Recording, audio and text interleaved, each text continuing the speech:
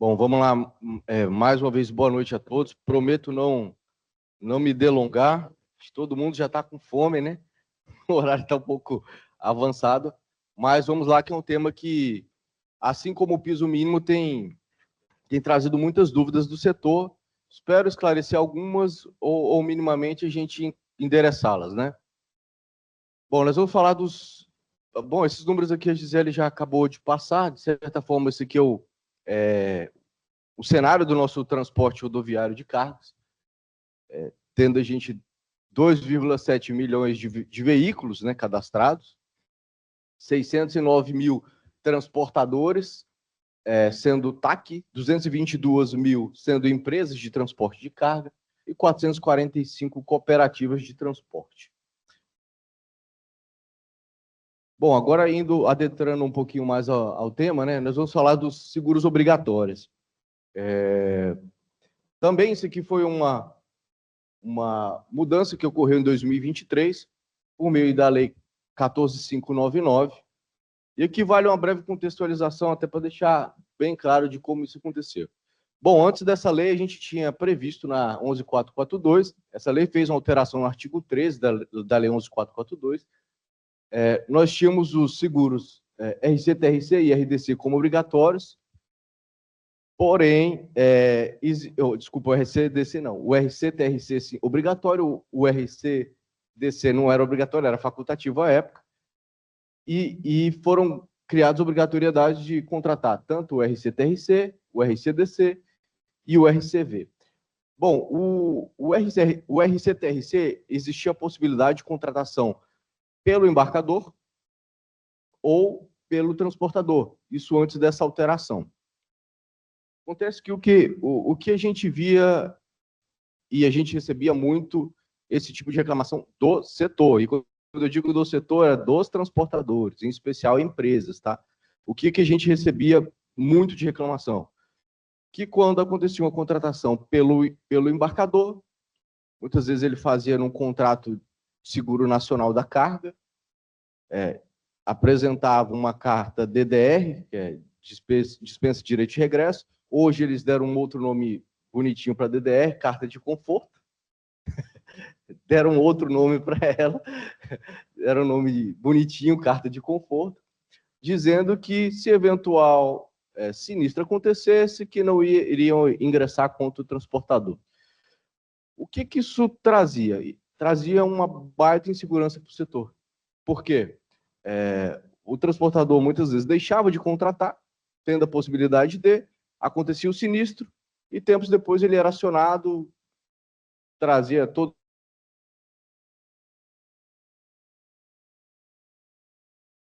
que às vezes romper a relação com o cliente, que era o embarcador, por conta desse tipo de situação. Bom, teve uma movimentação muito forte, e talvez uma das mais simbólicas aí para o setor de transporte, das entidades, CNT, NTC, as entidades dos autônomos também participaram disso, CNTA, no Congresso Nacional, para fazer uma alteração legislativa, passando para o transportador a competência de contratar esses seguros. Então, seguro, quando a gente fala no nosso país, e é normal, gente, eu também contrato seguro, é aquela questão, assim, ninguém gosta de ter um custo a mais, mas, por fim, ele também traz uma segurança a mais para a operação de transporte. O que a gente viu é o seguinte, os 3 seguros, RC-TRC, o RC-DC e o RCV, passaram a ser obrigatórios desde 2023, a agência não regulamentou nada em específico em seguida, porque estávamos esperando a regulamentação pela SUSEP/CNSP desses eventuais seguros. Assim que isso aconteceu, toda essa movimentação foi aprovada, a gente já foi logo instado a criar alguma obrigatoriedade ou a fiscalizar, e a gente falou assim, bom, calma, como a Gisele colocou ali no cenário passado, a gente sempre tem um processo de participação e controle social, quando a gente faz uma alteração nova, que tem impacto, etc., e a gente precisava entender como viria a regulamentação desses 3 seguros. Bom, o que aconteceu? Esses são os escopos da legislação que trouxeram ali as questões do seguro. A primeira é a circular SUSEP, que fala dos elementos mínimos ali. Ela é citada porque na nossa portaria a gente fala da questão dos elementos mínimos que precisam ter previstos ali no certificado. A Lei 14.599 e as duas resoluções CNSP, 472 e 478. 472 traz os dois seguros, RCTRC e RCDC, e a 478, o RCV. Tendo ocorrido toda essa movimentação da SUSEP, que trouxe a regulamentação desses seguros, a NTT entendeu que, até pela leitura do artigo 13 da Lei 11.442, combinado com essas resoluções CNSP, que a contratação de seguro tornou-se um requisito para o exercício da atividade de transporte rodoviário remunerado de cargas. E por que isso? Porque lá na própria lei, ela fala assim, vinculando os seguros ao seu respectivo registro. E na resolução CNSP 472, ela ainda traz o seguinte, traz a questão do status do registro. E aí eu vou explicar um pouquinho, de forma breve. O RNTC ele tem registros dos transportadores. Então, vamos lá. O que significa esses status lá? O RNTC, acho que todos conhecem, por óbvio, né? Mas assim, é o registro que cadastra o transportador, então ele é do transportador, mas não significa, se o transportador está cadastrado lá, que ele está ok, que ele está habilitado para realizar operações de transporte. Por isso que nós temos alguns status no registro. Quando o transportador está efetivamente apto a realizar a operação de transporte, quando ele está com o registro ativo.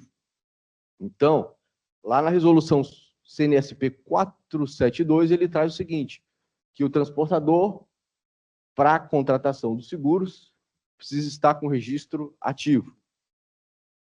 E o que indiretamente isso está dizendo para a NTT? E trouxe para a NTT? Bom, para que o transportador esteja apto a realizar a operação de transporte, ele vai precisar ter o seguro contratado.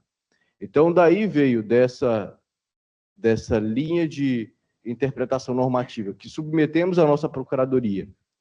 Nós fizemos a internalização do que estava previsto em lei.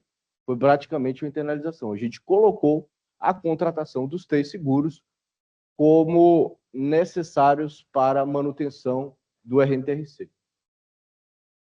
Bom, e junto com isso a gente traz aqui um quadrinho ali que explica, conforme a categoria, a responsabilidade de contratação dos seguros, né?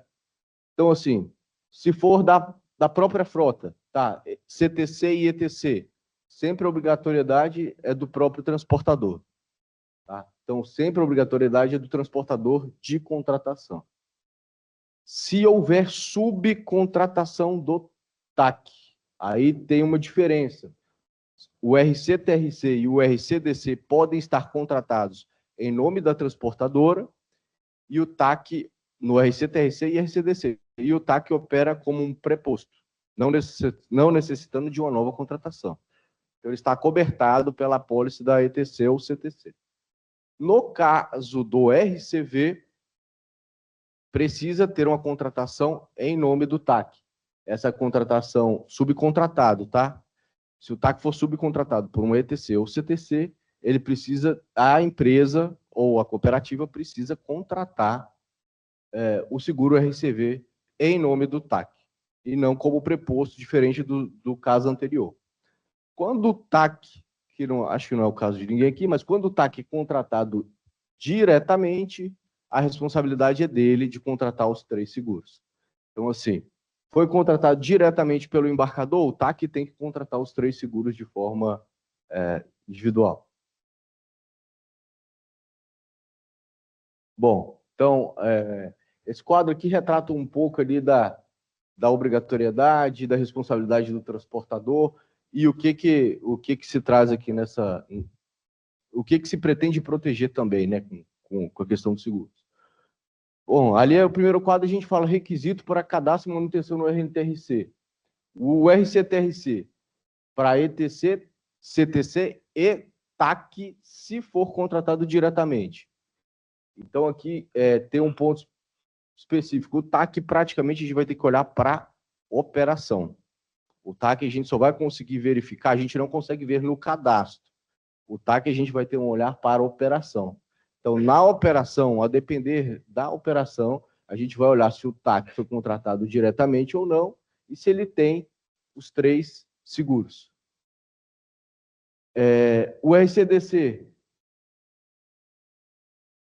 para os dois, ETC e CTC, a gente consegue ver no cadastro, porque é linkado ao cadastro, mas para o TAC, como a gente falou também, se for contratado diretamente, a gente vai acabar vendo também na operação, porque ele pode não ser contratado diretamente. E o RCV, mesma coisa. E qual a importância desses 3 seguros, né? Eles cobrem ali uma responsabilidade objetiva. Os 2 primeiros seguros cobrem a responsabilidade objetiva do transportador, que ela traz lá do Código Civil, na própria 11442, que fala que quando o transportador recebe a carga, ele passa a ter responsabilidade, tirando lá aqueles fatos, digamos assim, extremos ali, que é de dispensa de culpa, que é caso fortuito ou força maior, que são os eventos só aqui naturais. Então, existe uma responsabilidade objetiva, que era exatamente isso que as entidades queriam proteger. Falaram, olha, a gente precisa proteger essa responsabilidade, porque ela é objetivamente do transportador. E se assim não estivermos, quando acontece o sinistro, a gente gera um passivo, gera um risco, e em alguns casos quebrava a transportadora por conta disso. Então, eles fizeram toda essa movimentação com o apoio dos autônomos e conseguiram essa aprovação e alteração legal. Então, estou deixando bem claro aqui que isso é uma demanda do setor, apesar de que nem todos gostaram. Isso aí a gente tem como claro que foi uma pauta que para a maioria fazia sentido, mas para alguns não fazia sentido. Então, assim, não é uma pauta unânime, mas foi uma pauta que o próprio setor levantou, teve alteração legal e a agência tem o dever de cumprir. E o RCV ele traz uma responsabilidade subjetiva, que ele fala até que tem que ser comprovada a responsabilidade ou dano, ou a culpa ou o dolo do transportador em causar aquele prejuízo. Um pouquinho sobre as apólices, a legislação diz que por RCTRC e RCDC precisa ser uma apólice única vinculada ao seu RNTRC, e no RCV tem 2 formas, né? Pode ter uma apólice globalizada, toda a frota, e uma apólice coletiva contratada em nome de mais de um TAC subcontratado. Então, assim, essa parte do RCV era muito nova, tanto para os transportadores quanto para as seguradoras. Então, nessa parte aqui, a gente tem recebido diversas dúvidas, inclusive deles, assim, de operacionalização, de como vão ofertar o serviço. Isso foi muito novo. Recentemente, até existiu uma resolução CNSP, /orientação SUSEP, eu não sei se foi uma circular SUSEP, que orientava o seguinte, que o RCF poderia substituir o RCV enquanto o RCV não deu bom, agora enquanto o RCV não tivesse um ramo próprio. Mas aconteceu já que criaram um ramo próprio para o RCV e o RCV passou a ter um ramo próprio vinculado ao transporte. Então, com isso, deixou-se de desobrigar a contratação do RCV e, a partir dessa normativa, os 3 seguros são de contratação obrigatória. Então, boa parte das perguntas que vem bom, eu tenho o RCF lá, eu estou desobrigado de ter o RCV? Não, tem que ter a contratação do RCV. Qual que é a diferença? E esse é um outro ponto, acho que foi o Danilo. Danilo já vazou, né? Danilo, rapaz, Danilo é danado. Danilo me fez essa pergunta já. Ele me fez essa pergunta. Bom, se eu tiver com um veículo vazio e acontecer um sinistro, como está sendo tratado pelo RCV? Isso é uma questão que até a SUSEP está avaliando. Sim, hoje, na resolução CNSP 478, diz que não comprometeria. Está previsto lá na resolução, dizendo o seguinte, independentemente do veículo estar em realização de operação de transporte, não comprometeria. mas já existe um estudo e demanda de todo o setor por conta do RCF, se realmente não comprometeria ou não, para não ter dupla cobertura e etc. e tal. A SUSEP está avaliando, ainda não disse nem que sim, nem que não. Hoje, o que está valendo é que não precisaria. Então, assim, ainda que em operação, não. Mas, deixando bem claro, desde que aconteceu a definição de um novo ramo para o RCV, os 3 seguros são obrigatórios. Bom, vamos lá. E aqui um pouco do que a gente trouxe, até para sinalizar para o setor o que vai acontecer dessa vinculação. Como a gente está falando, a gente está fazendo de forma gradual essa integração. Hoje, a portaria 27 da SUROC, ela diz o seguinte, que a fiscalização da obrigatoriedade desses seguros, hoje ele está sendo feito em fiscalização de forma de abordagem. Então, é manual. O fiscal vai, pede, pode solicitar a pólice, que inclusive pode estar em versão digital, não precisa estar com o papel, mas ele vai solicitar a pólice, ou certificado, com os campos mínimos lá, com no mínimo aqueles campos. O que hoje a gente tem de previsão é uma suspensão cautelar. O que significa suspensão cautelar? Ela é uma penalidade? Não, ela é uma medida administrativa. Então, assim, se o transportador hoje, tá, pessoal? Se o transportador hoje, por acaso, for pego em uma fiscalização e ele tiver a contratação, mas não estava possuindo e apresentar, e ele foi suspenso no RNTRC, e assim que ele apresente para a NTT, a gente retorna o status para ativo. Como eu falei, ele estava ativo por conta dessa suspensão cautelar, que ele deveria apresentar o seguro e não apresentou, ele passa a ser suspenso. Quando o transportador é suspenso, ele não está apto para realizar a operação de transporte, então para a operação, mas se apresentar, a gente reativa. Então, assim, volta a estar ativo. O cenário futuro é que é o seguinte, a gente já vem construindo uma base de dados eletrônicas para integrar todas essas apólices, até para que a gente não crie mais uma responsabilidade do transportador ficar andando com papel, com qualquer coisa assim. A gente vai integrar a base de dados das apólices via CNSEG ou outras seguradoras, se for o caso, ou via seguradoras, se for o caso, com o próprio RNTRC. Então, a gente nem vai exigir do transportador mais essa informação. A gente vai acabar tendo informação na nossa base de dados, vamos vincular isso ao RNTRC, vamos estabelecer um prazo. Hoje está previsto para março começar essa integração. A nossa previsão é que em março de 26 a gente começa essa integração, mas enquanto isso não acontece, a gente está com o cenário A. Num cenário futuro, que esse não é para agora, a gente ainda vai verificar a fiscalização e a verbação dos seguros por meio eletrônico. Isso em especial no transporte nacional, olhando os documentos que a gente tem, manifesto, conhecimento e etc. E tal. Bom, foi isso. Se tiverem dúvidas, perguntas aí, estou disponível para responder.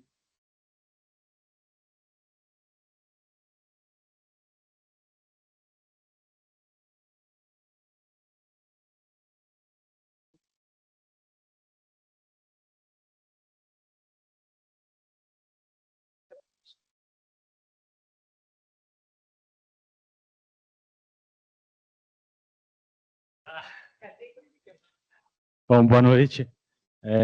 Eu sou corretor de seguros, então vou jogar um pouquinho contra a minha classe aqui, porque esse RCV é um seguro que eu não consigo entender. Para mim foi um monstrengo que foi criado, que não é nem frota, nem transporte, e foi colocado ali. E o que eu vejo, que eu estou sentindo muito, é que as seguradoras estão perdidas, a SUSEP eu entendo que está um pouco perdida também. Então, eu queria, primeira coisa, como é que funciona quando uma ETC subcontrata outra ETC? Quem que tem que contratar esse seguro? Tá, vamos lá.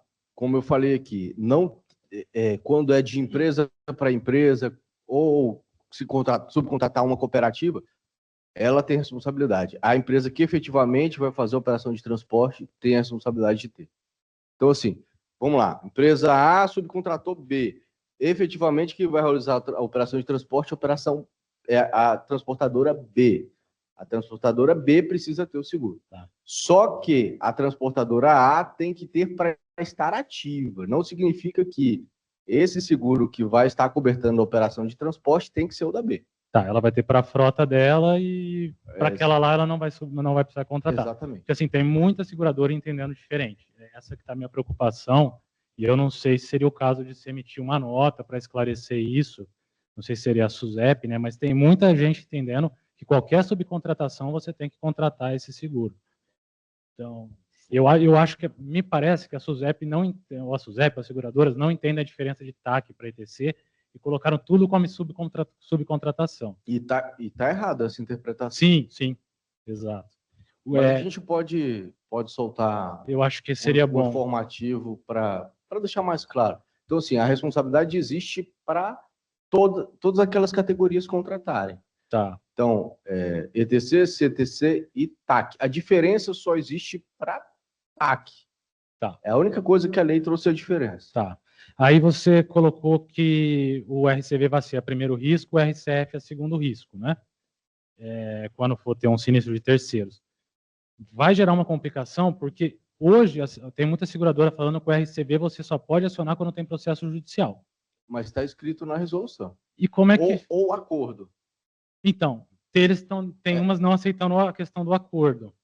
Porque a resolução CNSP 478 traz o seguinte, ela fala que tem que ser comprovada a culpa ou dolo. Uhum, sim. E aí, a comprovação da culpa ou dolo, ou você assume por meio de um acordo e a seguradora, beleza, ok, entendo, e aí é um acordo, ou tem que ser judicial, para que se defina de quem é a culpa. Sim. É porque vai praticamente, se for essa a tendência, vai impedir você acionar o seu RCF. Por exemplo, meu caminhão bateu, eu quero acionar para já arrumar. Vai precisar passar no RCV, que tem um processo judicial, isso vai gerar um acordo, vai gerar uma demora muito grande para atender um sinistro de terceiro. Né? Aí eu vou ser sincero contigo, eu não sei te dizer se você poderia acionar o RCF já de início. Então, sem acionar o RCV, mas é uma pergunta que a gente pode fazer. Eu posso fazer para a Suzete. Eu acho que seria bom, porque assim, me dá a impressão que eles não entendem muito da operação de transporte. Então eles estão fazendo a parte do seguro, mas sem pensar no dia a dia da transportadora. Né? A gente pode mandar para a Suzete essa pergunta. Tá, se autorizar, eu posso passar para a Gladys esses 2, 3 questionamentos? Pode. Agora, uma última pergunta para encerrar. Colocou ali que, então, qualquer ETC vai ter que ter os seguros. Mesmo que ele não faça carga própria, ele vai ter que manter uma pólice ativa. Por exemplo, tem ETC, tem muita empresa pequena que trabalha só como subcontratado. Ele vai ter que manter uma pólice ativa. Precisa, porque, vamos lá, eu sei que existe essa prática de ter ETC pequena que praticamente vira um intermediário da operação de transporte. Sim. Se ela quiser ser transportador, ela precisa ter. Tá. Ou então ela vai estar lá como suspensa. E aí existe uma responsabilidade para quem contrata um transportador suspenso no RNTRC. Perfeito. Então, assim, vou falar aqui sem fazer juízo de valor, não sei se tem alguém que faça isso, mas esse tipo de operação até traz custo para o transporte e prejudica, tá? Então, assim, se quiser ser transportador, realmente cumpra os requisitos de um transportador. É isso que a gente pensa lá na gente. Perfeito, obrigado.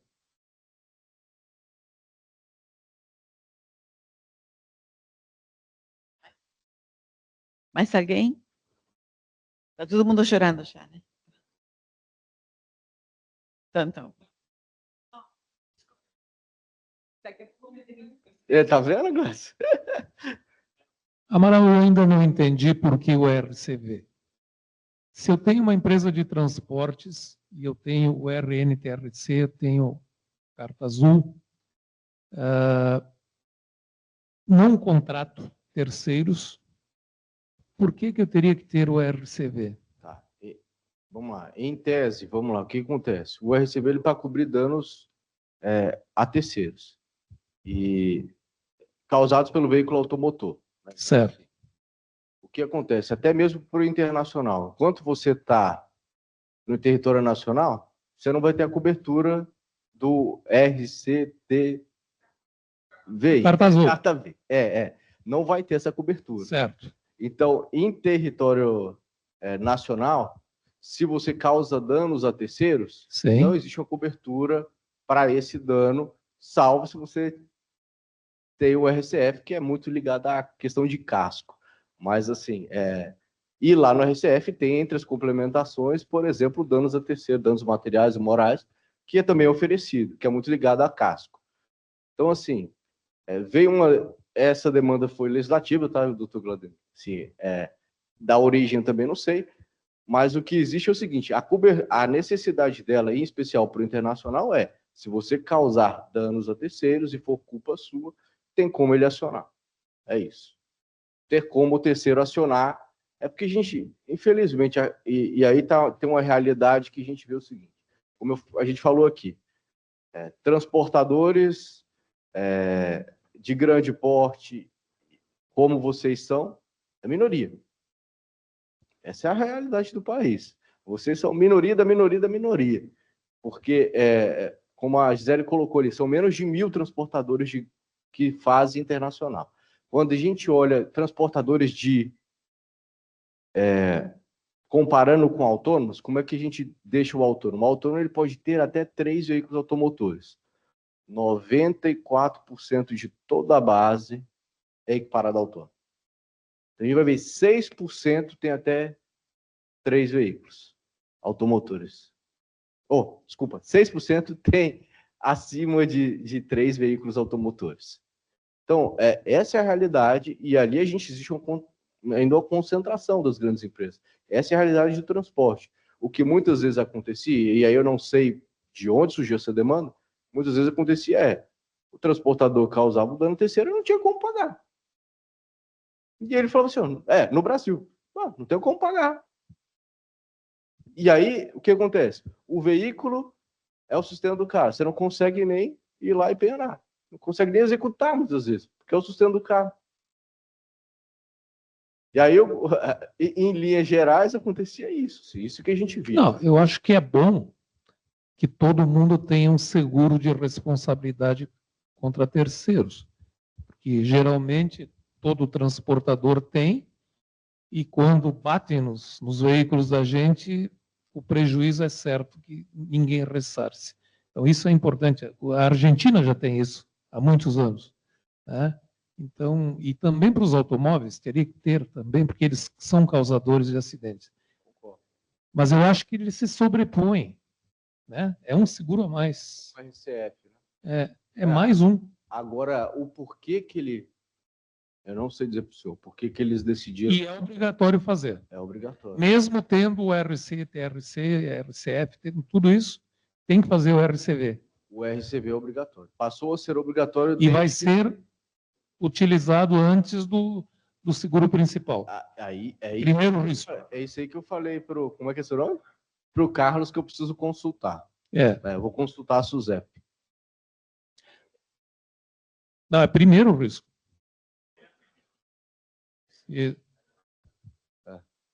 Isso a gente vai consultar, Gladys, porque igual o Carlos falou, que você pode acionar esse seguro desde que você tenha decisão judicial ou tenha um acordo. Aí o que o Carlos falou foi o seguinte, isso pode demorar.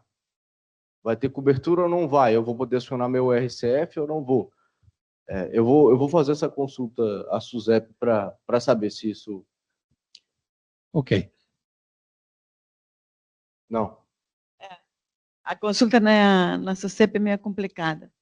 Vem sempre a destempo. Eu vou deixar primeiro o Maicon, que ia falar, e já passo para ti. Ele pediu para...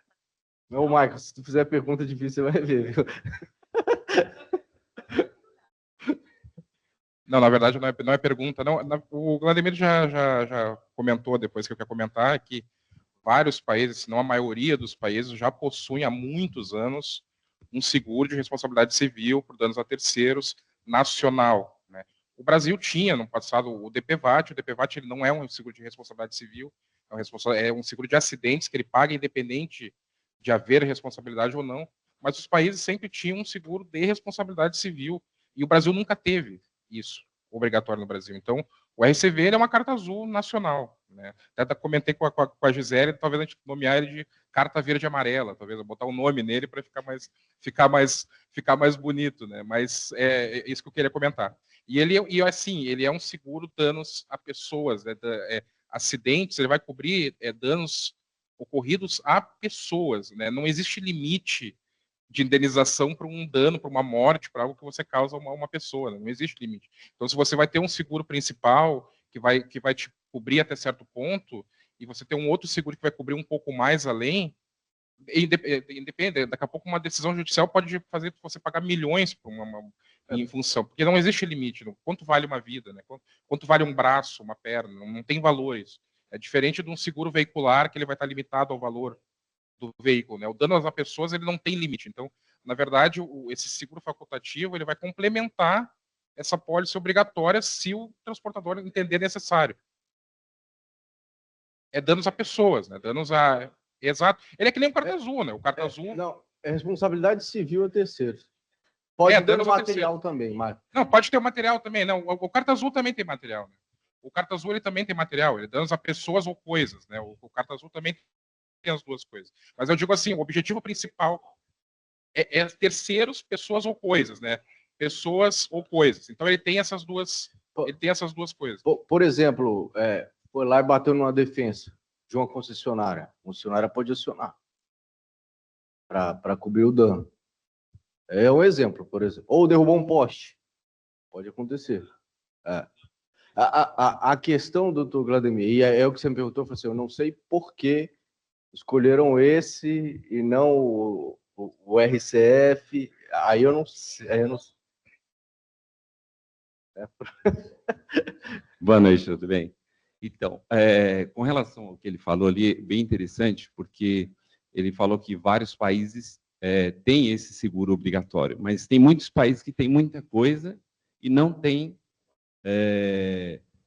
essas nuances que a gente está tendo aqui, né? Então, eu acho assim que isso não se aplicaria muito e ter esse entendimento nesse formato. A segunda questão é sobre o RCV, né? Eu também não consigo compreender, do ponto de vista de cá, por que esse seguro ele vem para a responsabilidade do transportador, uma vez que ele é um problema civil, né? Então, quem tem o caminhão que deveria ser responsável civilmente por aquilo, pelos atos que ele praticar. Então, assim, a gente vê que isso tem um desdobramento muito grande. Então, isso é só um parecer que eu coloco, na minha opinião, aqui. E a questão que eu tenho para falar é que, quando se inicia a responsabilidade do RCV? A partir do momento que um veículo está carregado ou quando ele está em deslocamento para o lugar de carregamento? Pois é. Hoje a resolução não exime, tá? Hoje a resolução CNSP 478 diz que em operação para carregamento, em tese, você estaria coberto. Aí o que estão discutindo na SUSEP é se essa interpretação vai permanecer assim ou não, que hoje está previsto na CNSP 478 isso. Então, assim...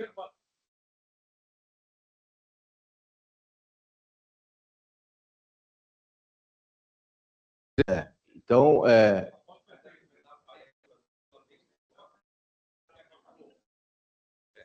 porque aí a seguradora ela pode falar assim, não, você não, isso aconteceu antes do início do risco, né? Então, essa é uma questão. E eu acho que no RCV ele nem exige essa obrigação. Quase certeza que não tem essa obrigação de averbação, não. Porque é por viagem, né? Porque por TAC é por viagem, é isso. Não tem hoje a obrigação de averbação. A segunda questão é sobre nós, então, estarmos responsáveis por esse seguro RCV. As empresas estrangeiras, elas terão essa mesma obrigatoriedade aqui? Elas estão acobertadas aqui pela carta azul dela. É que eu não quero dizer para você. Exato, assim como a gente está lá. Eu não quero dizer para você, mas para transporte nacional, termina afetando o internacional, mas o internacional, o argentino tem, o brasileiro, o paraguaio, o uruguaio, se supõe. Se supõe porque não tem fiscalização da NTT para ver se está valendo ou não, mas abafa o tema. Hoje eles estão ligando esse seguro ao CTE, ao MDFE, né? Como é que fica no internacional com o CRT? O que acontece? A legislação também permite, tá? Lá para você ver, ele fala assim, ou qualquer outro documento fiscal. Então, ela abre espaço para registrar qualquer outro documento fiscal vinculando a viagem. Apesar de ser o principal MDFE. Que aí vai Mas, ser só para frota, porque autônomo no internacional a gente não tem o TAC, né? Então vai acabar sendo só o frota, no caso.